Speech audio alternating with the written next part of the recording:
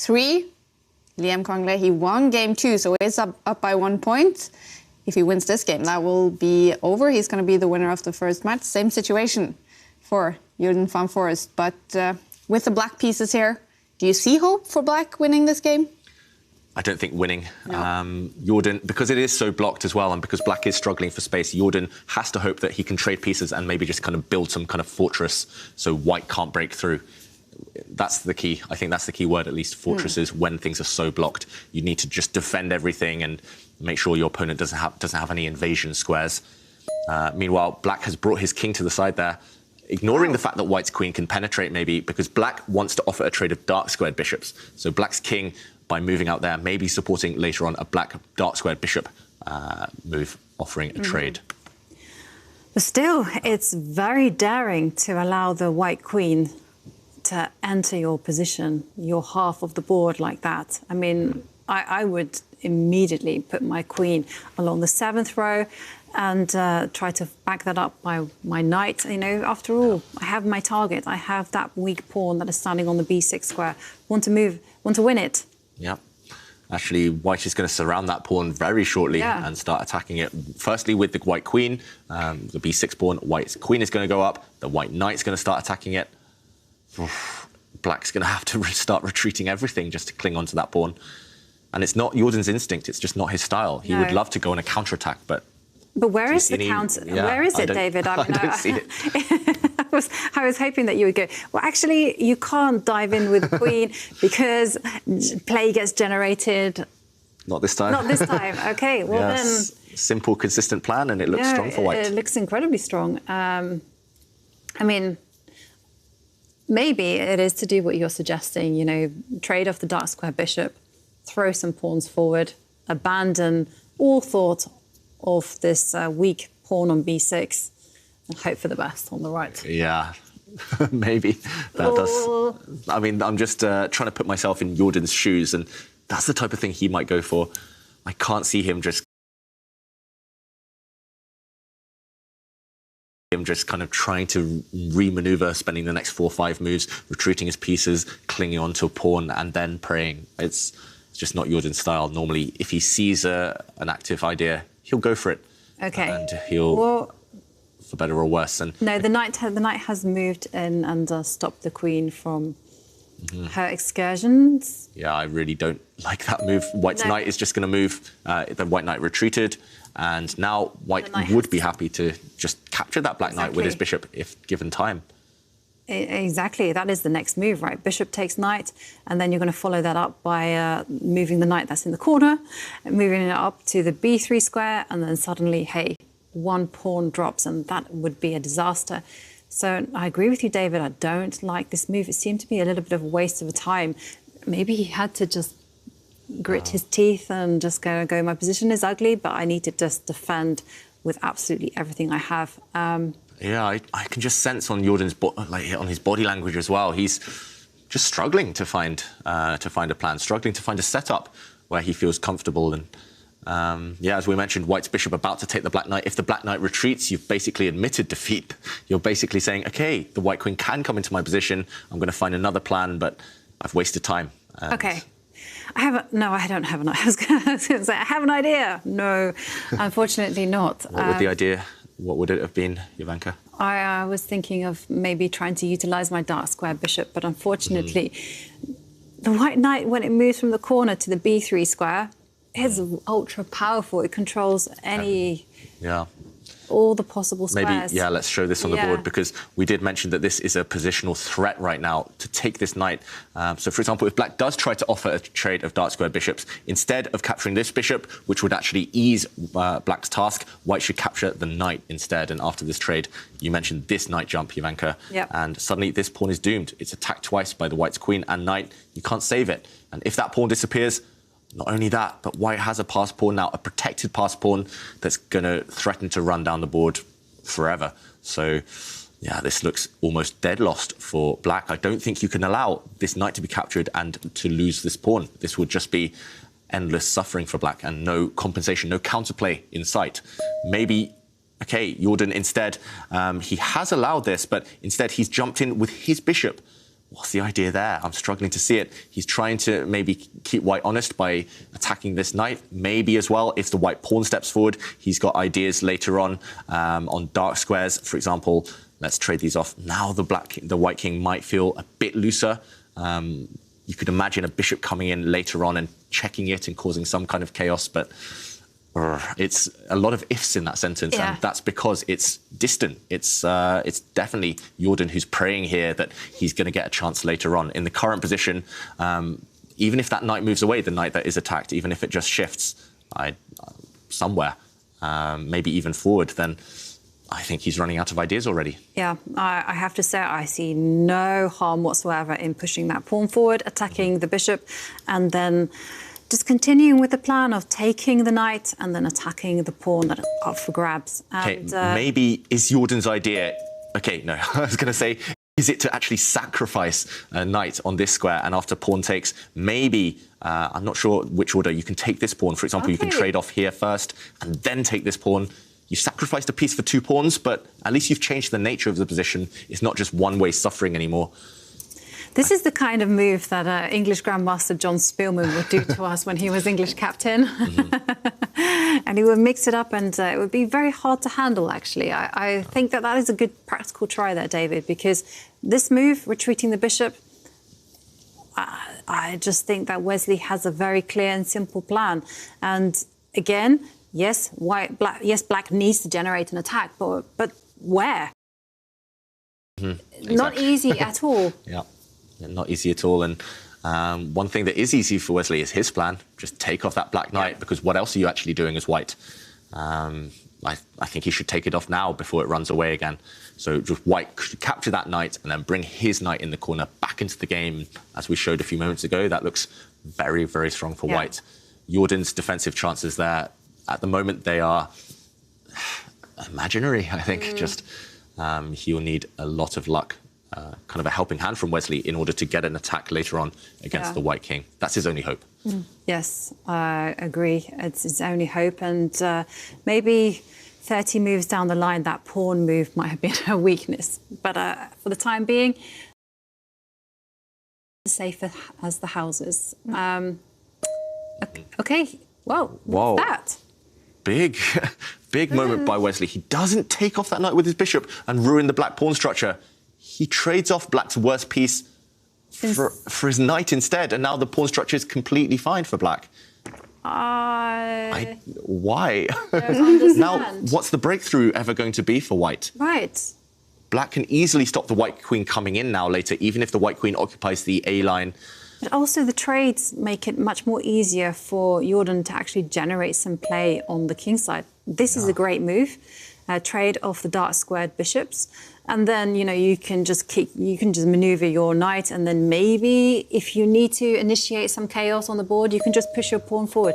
And what a strange move by Wesley.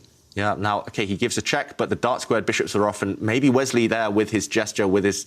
Maybe it was just a kind of like, what do you call it, when you have a brain fart or something like that. And he was thinking bishop takes knight, pawn takes, and he was thinking knight going to b3. You accidentally play it in the wrong order. And you accidentally play it in the wrong order, and you're just like, oh, my goodness me. What did my hand do? They call it a finger failure, right? German word for finger mistake. And, now...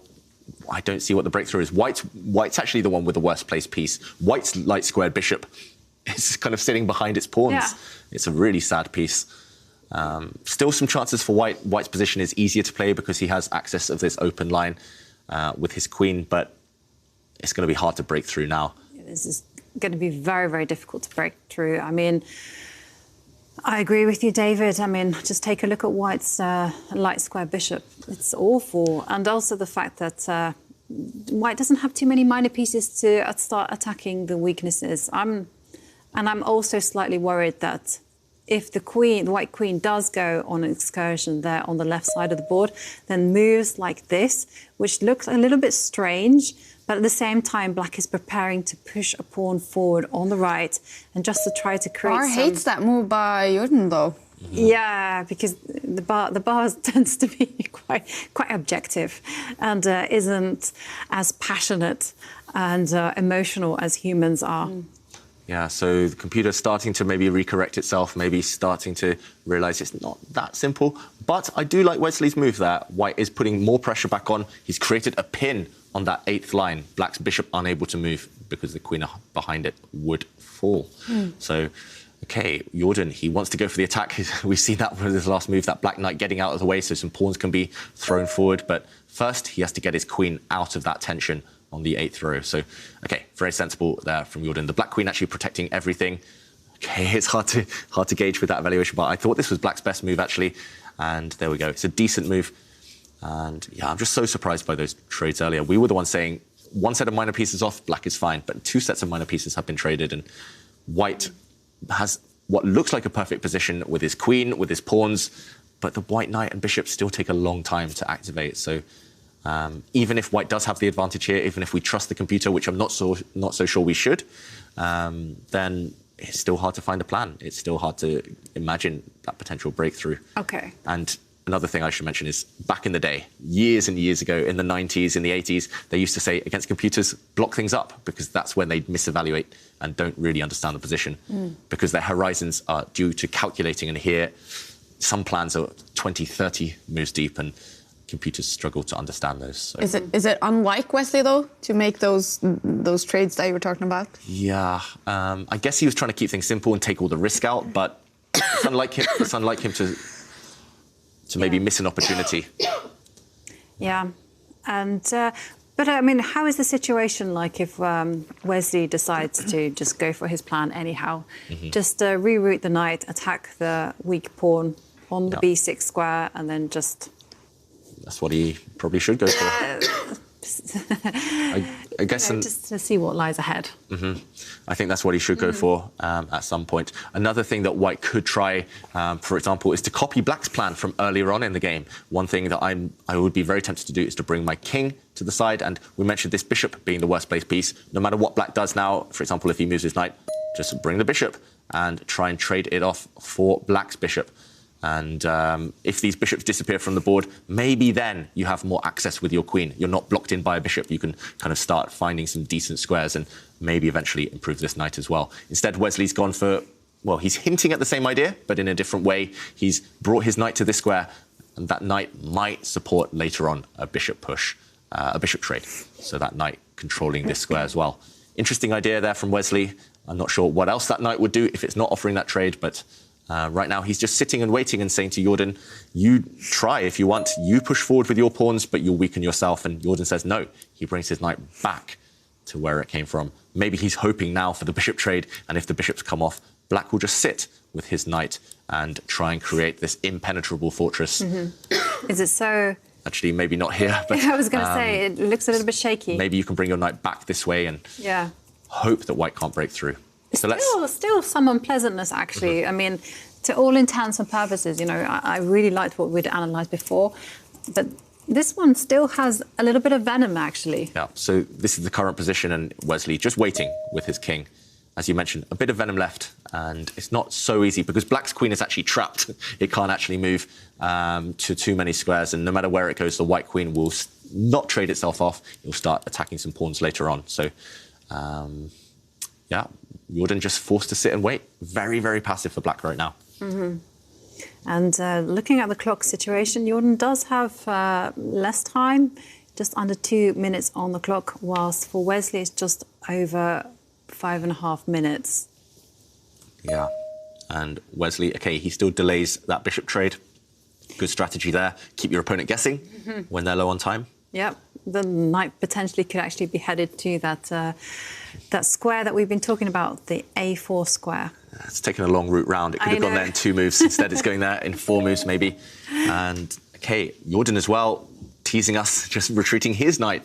Maybe he's hoping that as soon as the white knight goes over to the left side, he's going to push some pawns on the other flank, which is decent strategy as well, when your opponent's pieces are distracted, when they're, you know, when it takes them a long time to switch flanks, especially knights. They're one of the least mobile pieces. So, OK, still no breakthrough in sight.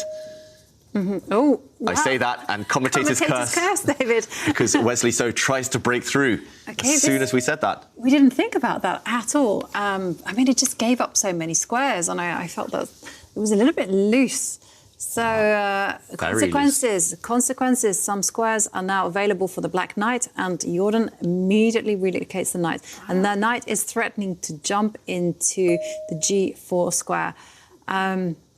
Okay. Wow, this is just easy, no? Just trade off the knight. Black can just bring his knight in, give check, and it looks like you can create a fortress. Once knights are off the board, it's harder to break that fortress. I mean, should you trade pawns and do it, or maybe you can trade pawns first? Yeah, big decision here for Jorden van Foreest. Does he jump in and give check with his knight, trade off the knights, and then just hope that white can't break through, or does he trade a set of pawns? It's hard to say the big difference there. I think I would trade a set of pawns first, just to potentially weaken the white king side. Okay. And then I would jump in with my knight, and then that might allow me to actually recapture with a bishop, because then my queen can swing across now that the path is clear. Yeah, so the move we're expecting is pawn takes pawn, but a big decision to make for Wesley So. For Jorden, sorry. Sorry, yeah. I'm very surprised by Wesley's decisions, actually. Feels like something's a bit off with him. His killer instinct isn't there today. Yeah, I think he just doesn't want to take the risk. I mean, you know, if you want to... You need to commit sometimes. Okay, and again, we've been surprised. Now it's the bishop that actually lands on that g4 square. We were expecting the knight to give check. But OK, how does this one work out? I'm not a huge fan. One move that I see immediately for white is to actually switch the white queen all the way back down to the bottom of the board and line it up with the black king on this diagonal. That's the first. Actually, I was looking for that move in other variations as well. But if white's queen could come down now, that's a nasty pin. Black's knight. David, that is beautiful. I'm not sure it actually threatens too much, but it looks nice, right? No, but it's such an instructive pattern. You know, you drop the queen all the way back, and suddenly, look how that queen ties down the knight and the king.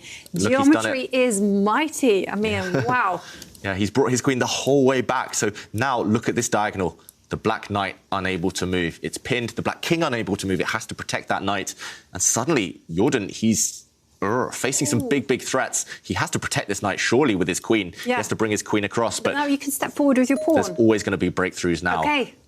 Now the queen has moved. What a turnaround in the game. And, He's done it. This pawn is forward. Yeah, look at this diagonal. Black's king is not going to feel happy.